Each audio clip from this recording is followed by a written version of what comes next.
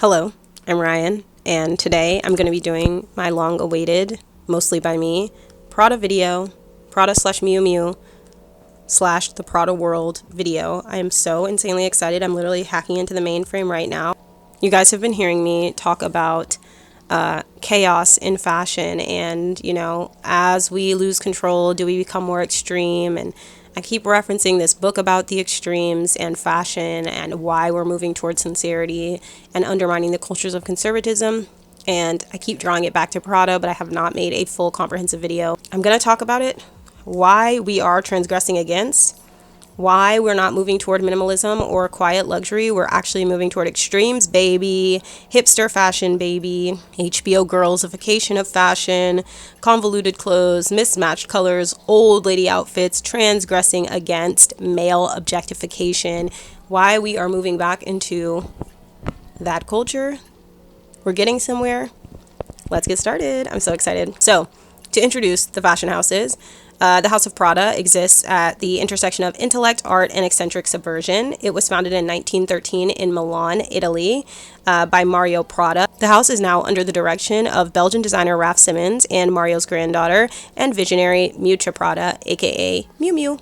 They use unique color combinations and distinctly retro cuts, and the fashion house works to redefine the meaning of luxury through this weird girl aesthetic. So just some background on the designers so you can understand why I say things like I am confident that they are not a brand that's moving towards conservatism, or like I am confident that even though everybody keeps saying fashion culture is moving in this direction, they are not. I'm not just inclined to believe it, it's evidenced. So miuccia Prada was originally interested in communism and political science. She was a poli-sci girly.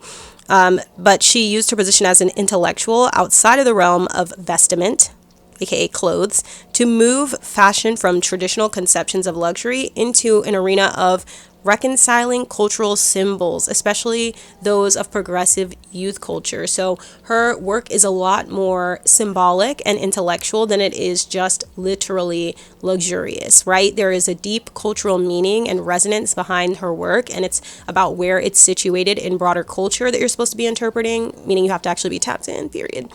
It's not just about, this is elephant skin from the rarest elephant and jewels mined from the deepest mines that no one's been to. It has a much more contemporary meaning to it. And then Raf Simons is a Belgian designer who's known for his work reconciling and kind of living in the realm of adolescence. Like everything is about making sense out of adolescence and teenage personalities and youth culture, consumerism, media, art, etc. He's best known for his work at the House of Jill Sander, which was super viral, went 1,000,000 times platinum on Tumblr. That's kind of what brought a lot of people in the online space into the high fashion zeitgeist. Raf Simons' work at Jill Sander, it made people do kind of this retrospective look at his early 2000s work at his own fashion house, and it kind of brought everybody into that streetwear fashion culture, which kind of set the precedent for what we call archive fashion now. And he created really refined, romantic, but minimal statements, which set the agenda for the entire culture of fashion during his tenure at the house. That's why it was such a big deal when he left, and everybody was crying, and Raf was crying, period.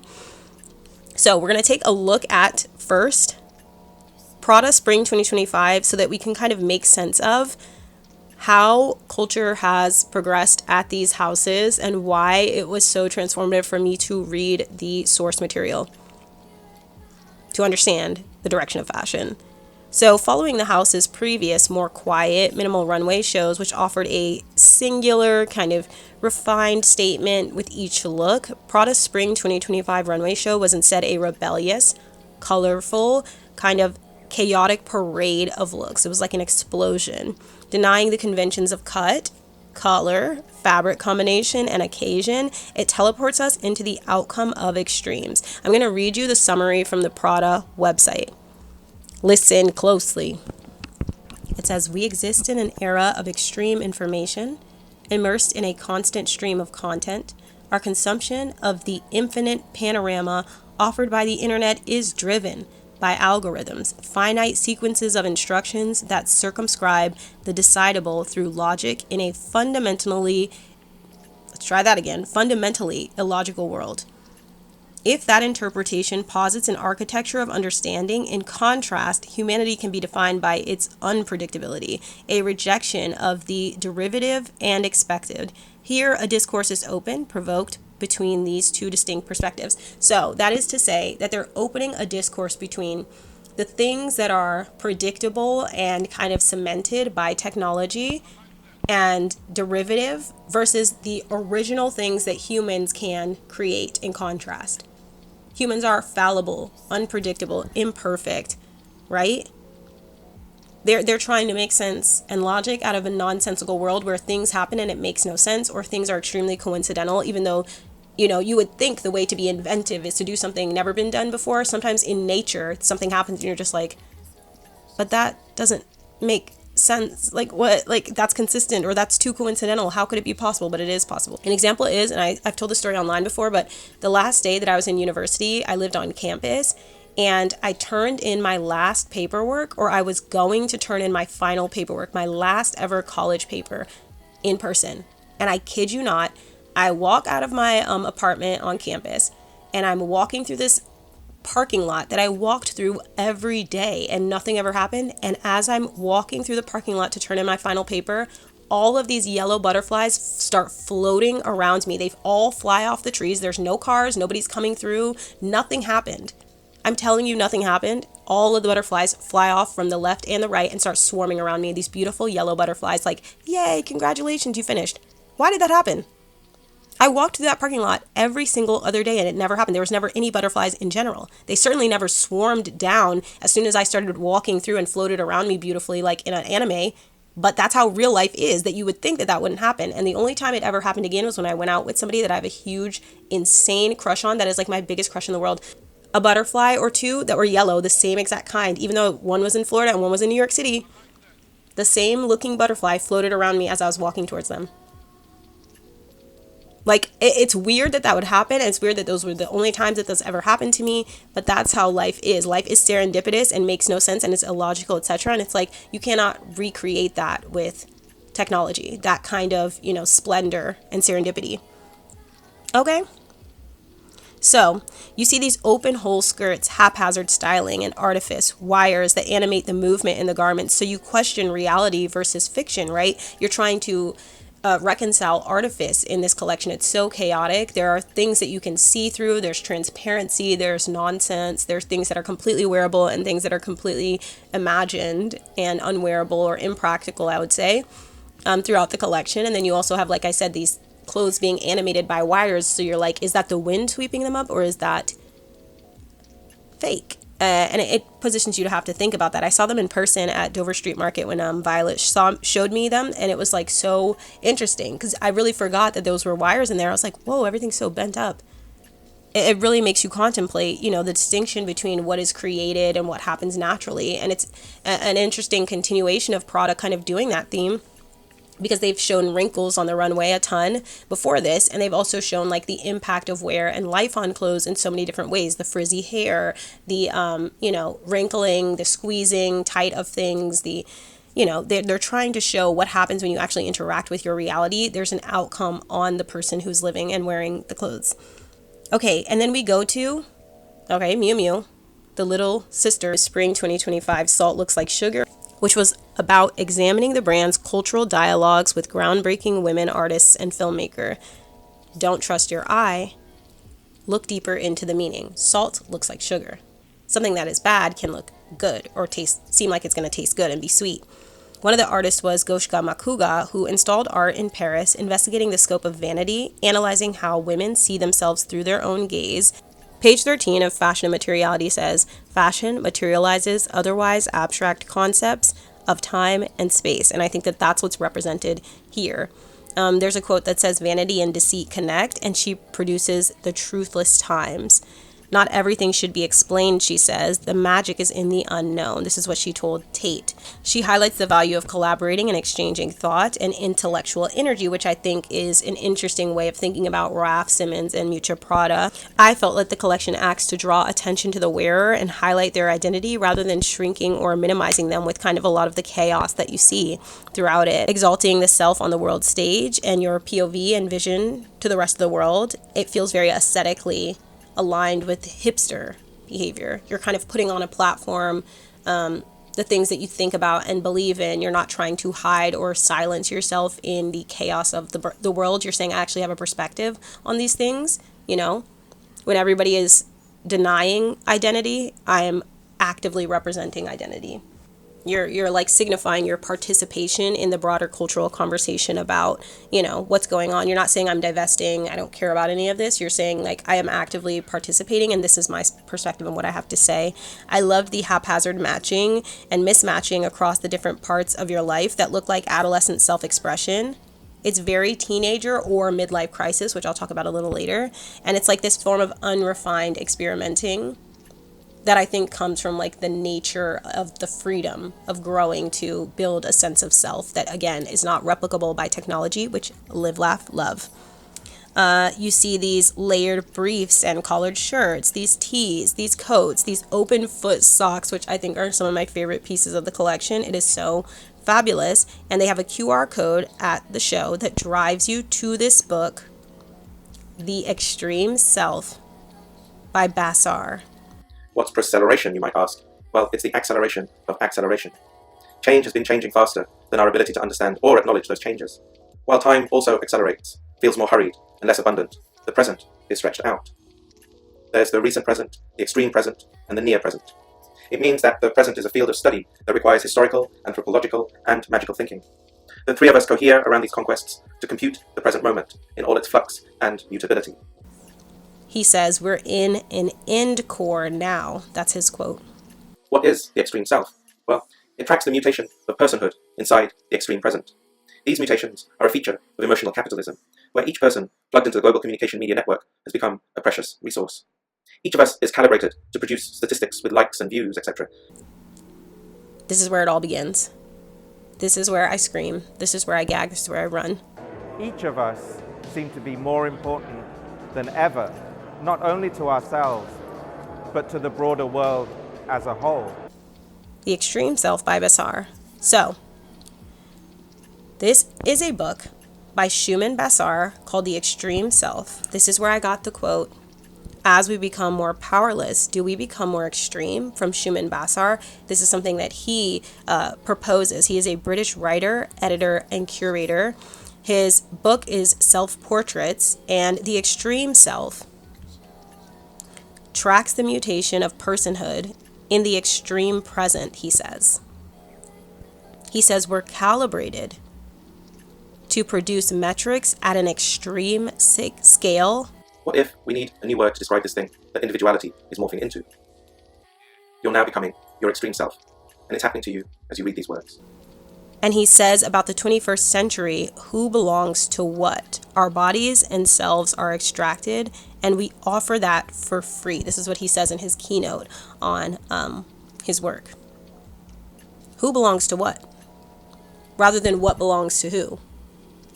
Who belongs to what? Because we're extracting our bodies and ourselves, we're offering that up for free. And he's talking about the way that we present ourselves online and construct identity online as like commodities, essentially. He talks about individuality morphing into extreme selfhood. He talks about the extreme self and how interior worlds shape your exterior worlds. And think about what kind of interior worlds we're creating when we're crafting identity in such close relationship with the digital culture that we have right now that is all about exploiting yourself, constructing identity as a commodity, dehumanizing yourself to turn yourself into a perfect product in order to navigate and survive this extremely hostile world and hostile online culture. I also like that he proposed the idea that we used to think about generations based on like what year you were born, and he is suggesting that maybe it's worth considering seeing generations based on their relationship with technology and media rather than arbitrary dates in time. He talks about how the future is quickly moving towards us in the present, and he talks about reconciling time and reconceptualizing time. So the temporal dissonance that occurs. And I think that this is essential to understanding the work of Miuccia, Prada, and Raf Simons both, because think about how they are always dealing with time. Miuccia is manifesting this idea of like herself as a girl, but also herself as a full-grown woman, and Raf Simons is always returning to this idea of adolescence. So you have all of the spectrum of time across both of their identities, and the different ways that they deal with it. I talked about how Sandy Liang, I feel, is reflecting the past and representing the past, and that sometimes people feel like they need her to resolve the present because she uses nostalgia as a theme in her work so much. But I don't know that every designer needs to, works to, or can resolve the present, because I don't think that the designers necessarily have the answers, or that if they did, it would be fun or happy or, fulfilling to wear. Because I think some of the answers are very scary and not, the easiest to deal with. So I said in adolescence, you're expected to resolve your sense of self, and you're working through and processing that identity. And by middle age, you're supposed to have had it figured out. That's the cultural standard. But this collection and all of Miu Miu and Prada show us that these are things that you're working through your whole life. They stay with you. And you're always bouncing back and forth between making sense of them and coming to reality.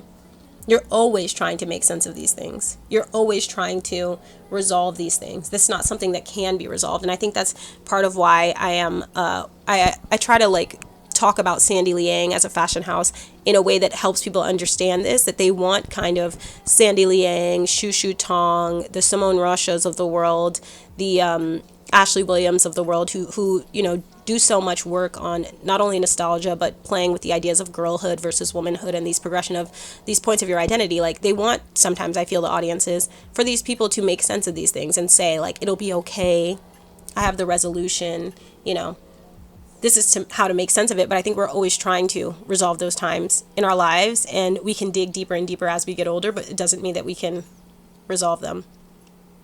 I think you work to try to figure it out. You're untying things, you're undoing things, and then you're also buttoning other things up and tying them with a bow. Like, I got this, but then something else opens at another part of your life where you're trying to figure out why, when I was a child, did I dress this way or act this way or speak this way, and do I still do it? And if I do, is it shameful, or maybe am I proud of it? Am I glad that I kept that with me? Or maybe I think nothing of it. You're always trying to figure these things out, I feel, if you're, reflecting enough, introspective enough, like me.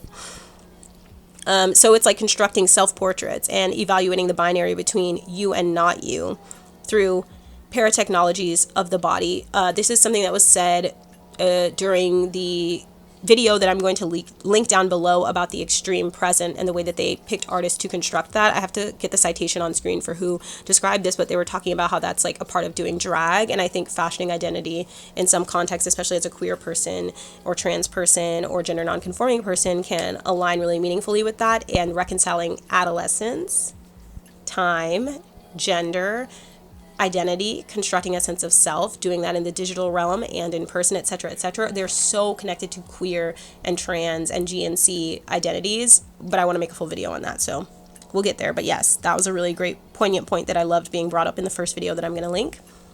And then from the extreme present, the second video, there's a keynote at a conference, and I wrote down that there's a shift in time perception and fashion temporality, and they talk about in that talk how we used to experience time relative to our daily tasks and the things that we were getting done, whereas now, instead of being based on experiences, it's based on dopamine hits and data. This is something Douglas Copeland talks about. That's how we are experiencing and relating to time very often, because of the time that we spend online, on social media, getting that validation or looking for that validation.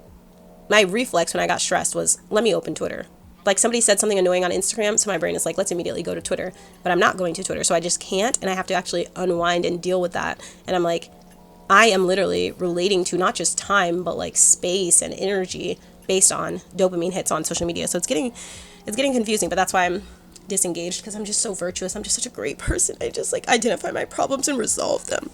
Kidding. Okay.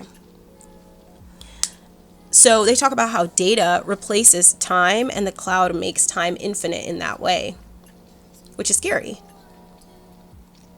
That's Douglas Copeland.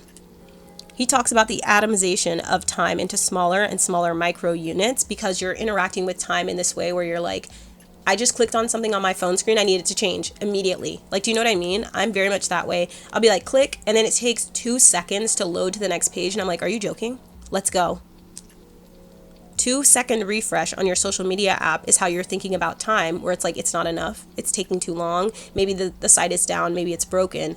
I don't think, other than like reflexive reactions to hunting, I don't think the human brain was meant to be charged up in that way, where that's how you're conceptualizing time. Like, there's an error, there's a problem that needs to be resolved, because when you immediately click on something, the page doesn't change and you don't get the dopamine hit of like seeing a new notification or some kind of interaction or new stimulation on social media. Like, that's not what the brain anticipated it would be used for, no? But that's how we're reconceptualizing time. And again, when we're thinking about adolescence, resolving time, resolving history, your past, your present, your relationship with being a girl versus a woman, like, think about how social media and the digital world is making us reconceptualize time and our relationship with ourselves and the ways that we see, you know, our growth and development. We are maybe tracking our experience with time based on how we are interacting online. I know I do. I think you guys always hear me talk about like the Tumblr era and these different online eras, like chat rooms, early 2000s, forums, mid 2000s, Tumblr, late 2000. Like, it's not maybe normal because what was happening in my real life? Who knows? But I know where I was online. It's like interesting to think about. So he talks about how this atomization of time into smaller and smaller micro units, like when you're clicking on that refresh on the page and you're able to conceptualize the 2 seconds or 1.8 seconds or 1.1 seconds of like, is the site down at 2 seconds, 2.5 seconds, or is the site just fine when it refreshes in 1.1 second? It pushes us into and creates an extreme present, the extreme present. That's what we're navigating because of these experiences that we're having. So your existence is increasingly occurring, he says, in heightened suspension. This is Shumon Basar talking. He talks about the extreme present as realizing the causes of the modern condition not going away, and how the forces driving the current world will only accelerate, like I said before. And he talks about how the notion of being oneself is turned into work. It's turned into a job. It's turned into creating a sense of yourself that you put forward and harvesting likes. I think this is Douglas Copeland again speaking. And he talks about how it's exhausting, unprecedented, and accelerated. Okay, so then when we're talking about how time is turned into these like extreme micro units and how we are relating to time and constructing identity, it led me to think about the idea of aesthetic fatigue that has led to the cultural flattening that I think brings us to this upswing towards chaos. The micro trends and these hyper specific costumes essentially that everybody was wearing of the early 2000s that have led to this cultural flattening aesthetically, where everything ended up just looking the same and having no meaning, and nobody was actually participating in subcultures that reflected these aesthetics. And so now I think we've had this explosion, this chaos, because we need to find meaning in another way, and we need to create meaning in another way. Fred Davis cited trend exhaustion as the source of copying in fashion. Oversaturation of costumed trends, like era-based trends, Y2K, bling era, that I think has led us to this explosion of aesthetics. I think the subdued, authentic interpretations of these era-based trends are still valuable culturally. Like, I think people are still finding value in them and still finding, aesthetic resonance there. I think the fatigue drove us into minimalism and quiet luxury, and I think the fatigue with minimalism and quiet luxury and the culture of conservatism has drawn us towards, a breaking point and this kind of explosion of emotion and this kind of rebellion and resistance toward those ideas. And I think that this is disruption of both. It's an explosion. They're all in the same room together. The quiet luxury is now being paired with these extreme aesthetics, these era-based trends, this hipster-looking fashion, this political fashion, this messaging that goes in one direction. It's also being styled with messaging in the exact opposite direction. And then you have frizzy hair because you can't take it anymore. I like that. I think that that's important. It's like a big bang occurs, and then the clothes are spread everywhere and then haphazardly arranged to say, we give up. We give up. It's been too much. We cannot arrange these things in this really particular order. We're going to have to just have it go everywhere. And so as a result, you have this cultural convergence of contrasting fashion symbols. And that brings me to why, which I think is The Adolescent Extremes by Raf Simons, The Adolescents and Middle-Aged Extremes in Prada. let's just really get into it. So the book, The Fourth Sex, Adolescent Extremes, is Raf Simons' second book, according to archivepdf.net. It was published in 2003, and the book is filled with different contributions and passages and images of quote-unquote adolescent extremes, which I can put on the screen and also link below from archivepdf.net. And in it, Thomas Barfield talks about the transformation of social status that's associated with the transformation of the body that comes in adolescence, and the radical reorganization of the individual's self-understanding and their social behavior. And I relate that to the boyish Spring 2025 men's collection that has these very RAF-coded button-downs, this uniform style, these polos and cardigans, and these kind of boyish haircuts. The Spring 2025 men's website for Prada says, the collection is about power of reality in a world of the imaginary, and it offers a discourse around contemporary notions of truth and pretense. So once again, we're going back to resolving and reconciling, constructing identity in this kind of digital sphere, and valuing and honoring the things that are true and real, and kind of contemplating the distinctions between the things that are true and real and unexpected that cannot be manufactured and, happen in a way that feels like it makes no sense because that's life, versus the things that are preconceived and constructed and, they try to say perfected, etc. with technology. And, I don't want to say reconciling, but working to understand both sides. So you have these purposely creased, patinated, aged garments that bear the traces of time, imperfection.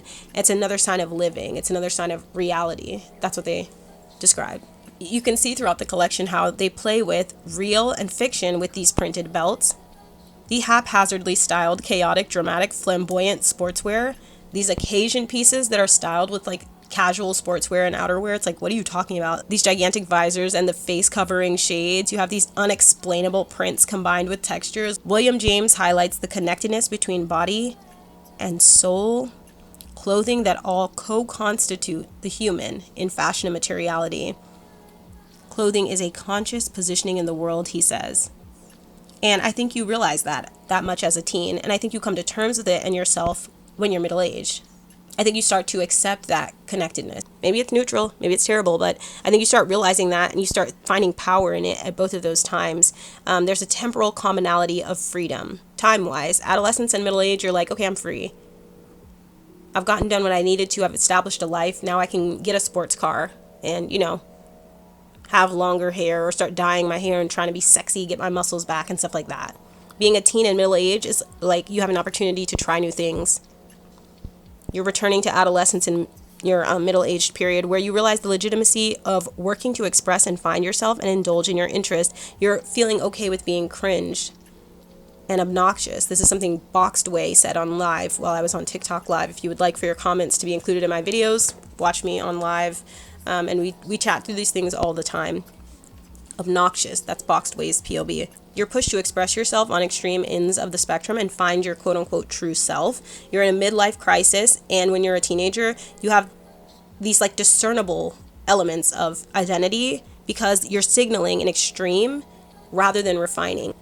So then that brings me to the idea of adolescence and middle-aged extremes, because I keep drawing the parallels between teenagers and being middle-aged. People would say maybe that they're having a midlife crisis. People have described some of the people that I know as having a midlife crisis because they're exploring their sense of identity and dressing, fashioning selves in a way that is very similar to how you do in adolescence.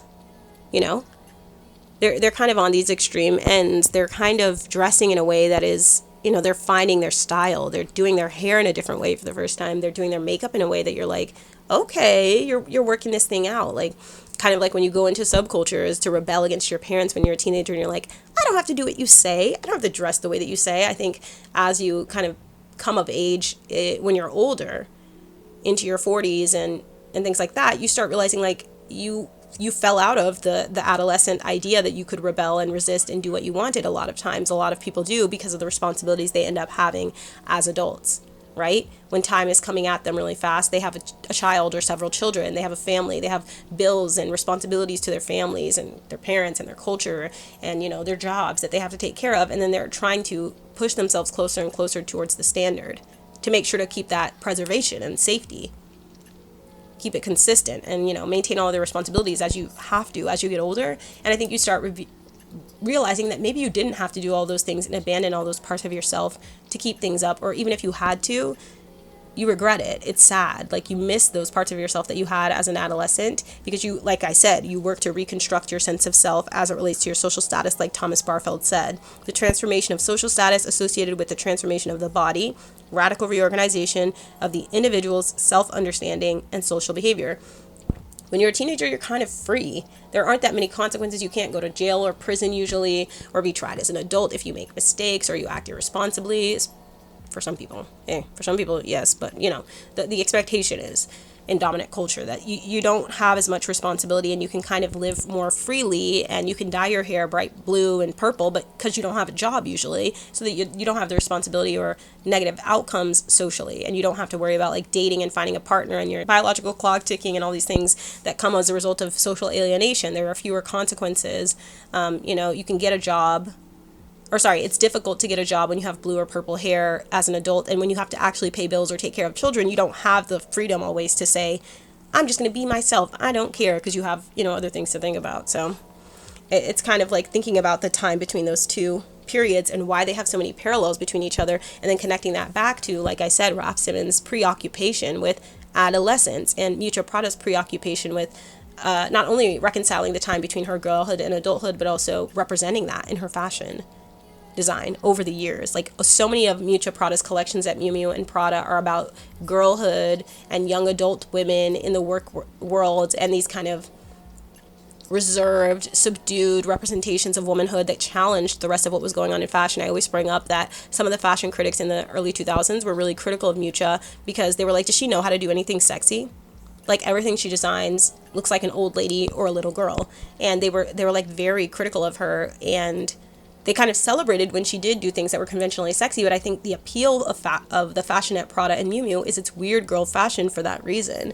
It's like kind of, it doesn't even exist in one actual time period of life. It's just like you are a girl, a baby woman. You're a baby woman. You're a woman baby in the fashion. So it's like timeless. It has this like cross-temporal aspect to it where you're combining young girlhood with like being in your early 20s with being in your 40s or 50s and being a mother all at once, and kind of rejecting this objectification that the rest of the fashion world expects you to embrace and like actively seek out, especially compared to the designers of the 90s and early 2000s that were so like skin tight clothes, overtly sexy and conventionally sexy. Like, they were constructing this very singular representation of womanhood that was all dependent on objectification, and it was disproportionately conveyed by males or fashion houses that were male run or male dominated, male designed. And that kind of temporal aspect to her brand puts you in a position to have to think about, why is there this freedom in being a baby woman? And is that like her representation of adolescence, where you're in between these two times, but you have this sense of freedom, you have this sense of childhood, you have this sense of adulthood at once? Is this her way of representing adolescence that we're maybe not ever picking up on? Because I think people are always talking about Miuccia representing girlhood and womanhood, but I'm like, maybe it's just adolescence, that in-between place. And it's like, that in-between place is almost like another gender, another form of identity. Like, when I was a teenager, in order to like look beautiful or like sexy, it would be so much makeup on at once, right? It would be everything all at once. It would be so hyper perfected that you could tell I was a child trying to look older. And I think that kind of thing, it's discernible. And I think that that's what it has in common with the midlife crisis. And so you're kind of seeing, in my opinion, the balance between Raf Simons and Mrs. Prada, where Raf's emphasis on adolescence and teenage boyhood, especially, and reconciling that time period in your life and between boyhood and manhood is being manifest. And then Mrs. Prada's emphasis on early girlhood and establishing yourself as like a matron or a grown woman, almost acknowledging the absence of that. Raf is filling it in with the adolescence in between there. And then it's making me realize that it converges the times that Mrs. Prada is working through into adolescence as well. Maybe it's all just adolescence, like I said earlier. Crescendo, aka Kylie Sneed, the photographer, says that it's like when you're finding yourself without the impact of people's opinions versus when you are aware of them, and how you construct your sense of self in relationship with that. And I think that that's the most apt wrap up of like what I'm talking about. when you're finding yourself without the impact of other people's opinions. So you're like a child, you haven't been bullied or excluded for, your appearance. I remember the day that I realized people felt like I was unattractive in middle school. I was like, I never even considered that I wasn't attractive. I never even thought of it. Like, I only have been told I was attractive by my parents, like that I'm beautiful and whatever. So I can't even imagine that someone would conceptualize me differently than I see myself. And so I was very free. I felt like I loved my personal style. I thought I was beautiful and cool and fabulous. And then when other people told me otherwise, I was like, oh, I never even considered anybody else's opinion about this. This changes things. Maybe I should, consider what are they saying? What do they have a problem with? I'm like looking in the mirror like, I don't see what they see. I never even thought to see what they see, And it's like kind of when you have all of those expectations on yourself, you start refining your identity sometimes in relationship with that. And I think the same thing that happens when you're middle-aged, or like in the time between, adulthood and being middle-aged, you're like, got to make sure I can get a job, got to make sure I can be attractive enough to find a partner, got to make sure I can, look like a normal person in society and not be ostracized, and be safe and do this and that and keep up with trends so people know I'm relevant. And when you get older, you're like, well, I don't want people to think I'm so old and out of touch. It's like you're doing all of these things to construct identity in relationship with other people. And I think you come to that sense of freedom in middle-aged experience for the same reason that I said earlier. Like, you realize that maybe you didn't need to do all of that and it was really inhibiting. And so you're releasing all of these people's projections and opinions on you. And I think that that's how it's connected to hipster culture. I put 40/4. Like, hipsters take on a lot of styles that are so immature and childish, but at the same time old and like matronly. It's so interesting that they like do so much to balance time, because it's like in both instances, you're taking on the times that you're not supposed to be according to our culture, but also according to senses of morality, sexualized or objectified in that way. Like, young childhood, of course, but then also like when you're supposedly a matron, they're like, oh, you're disregarded, you're not beautiful anymore. But taking that on and saying like, this is what I'm embracing, I don't care. I think that that's like a huge part of hipster culture, and it's like a part of like resisting these objectifying, standardized, conventional ways of constructing beauty and identity. It's like this fragmentation of identity and subcultural fashions, they're all combined. And it's haphazardly, like I said, that big bang explosion, instead of trying to create this one cohesive vision of beauty. And that's what I think leads to the fall collections at Prada, which talk directly about trying to reconstruct the ways that we view beauty. And you know how in the show notes earlier, it talks about that architecture. You can see that the set for the fashion shows for the fall men's and women's show at Prada, they have this scaffolding indoors. So they're reconstructing the ideas of beauty. They're like doing this rebuilding on the inside. And I think that's really, really powerful, right? It's like in both instances, you're trying to carve out extreme identities, whether it's like with being a hipster or, the maximalism. You're carving out these really extreme forms of identity, man repelling and kind of reclaiming your time and resisting these projections onto you as an axis of freedom. And I think that I would describe it as a form of surrendering. Like, I think that my big conclusion is that this is about surrendering and releasing to symbolize releasing control. Adolescence and middle-aged identities converge here. You're submitting to the public's perception and feeling confident in how you construct identity instead. You're relying on your own narration. You're the narrator now. Right? In both instances, like I said, in childhood, I was, made to feel like you need to think about why you think you're so pretty because you're not. And in adolescence, I was like, well, I'm taking over. Maybe I don't even want to be pretty, and maybe I do, but I'm going to take ownership over the way that I construct identity. And the same thing, I think, when you're middle-aged. You're taking over. You're releasing this, confinement to the way that people perceive you and their opinions that they put on you. People who are middle-aged know that people are going to say you're having a midlife crisis, whatever. They don't care. They're like, I am releasing that. I'm surrendering to the fact that people will judge me, because I know that it doesn't matter as much as being able to embrace the freedom of being myself.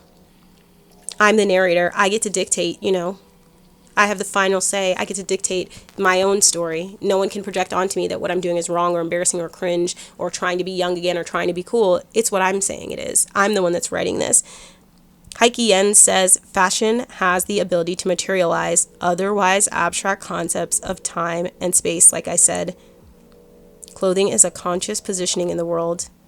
And I think that the collections that we saw at Prada and Miu Miu demonstrate a move away from conservatism into this chaotic dysfunction and a surrendering feel like there's so much criticism toward like the idea of like a blue-haired liberal or wanting to look like an American Apparel hipster and indie sleaze and all of these critiques on the ways that people have crafted identity and it being supposedly like cringe or embarrassing. But I think this is like the explosion. This chaotic dysfunction is like the explosion. Like we're not going to take any more of it. Everything has burst. The aesthetic flattening has burst. The hypercriticism, the millions of articles, the cultural commentary, the insider way of talking about fashion culture that everybody's participating in. It's all exploded. And at this point, we're just surrendering. We're reclaiming, surrendering, moving on. I love it. That's what I wanted to say about Prada. I still have not even written the video for the fall collections, which are going to be about how they're reconstructing these ideas of beauty, I think. There's so much to say about the scaffolding, the architecture, the casting, the runway, the explosion, the furs that are like half on and half off. I cannot wait to talk through that one, and also let me know if you guys have thoughts on that already. But this is what I think about the spring Prada shows. I've been waiting and wanting to post this and film this for so long. It was such a massive realization when I watched the Shumon Basar videos that what this was all connected to, like the ideas of extreme selves and how we construct a self in relationship with how tense things are getting and why everything looks like an explosion, and why I knew the next collection was going to be this chaotic explosion, like actually. And I felt really good to realize that. So that's the Prada video. I hope you guys like it. Let me know what you think. What did you think of the shows? What do you think your theories are? This is so much fun. I'm really thankful to be on YouTube. I love you. Live, laugh, love. Peace.